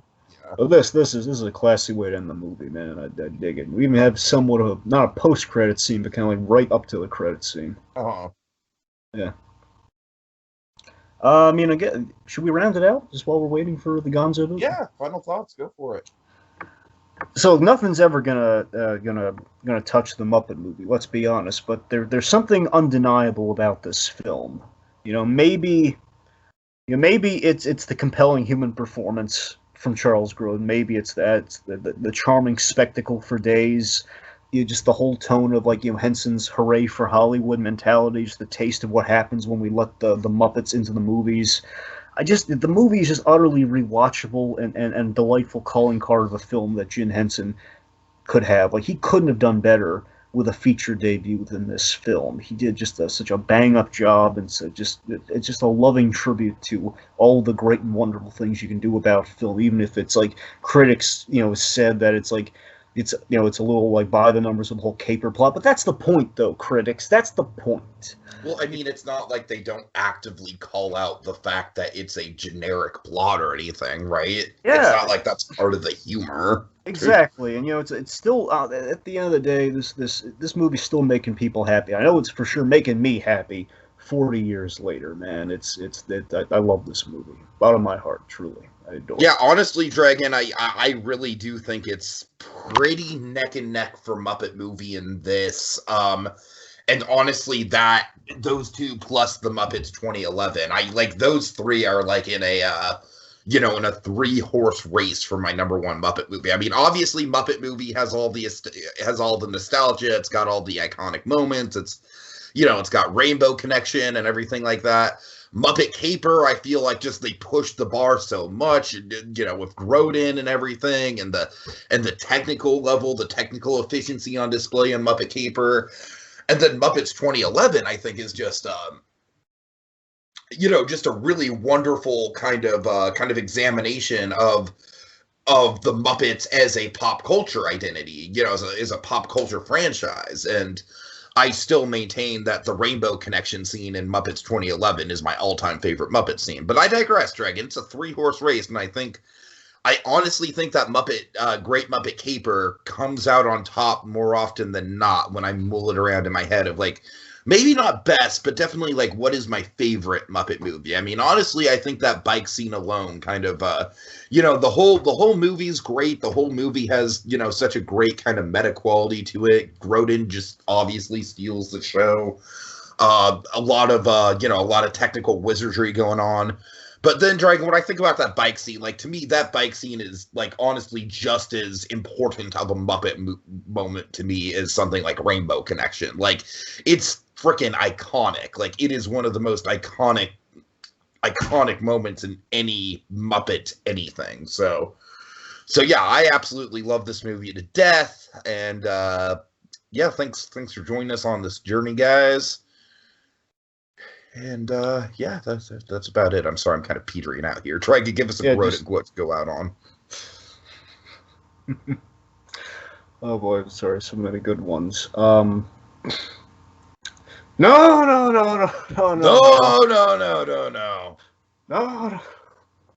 I don't know why, I just do.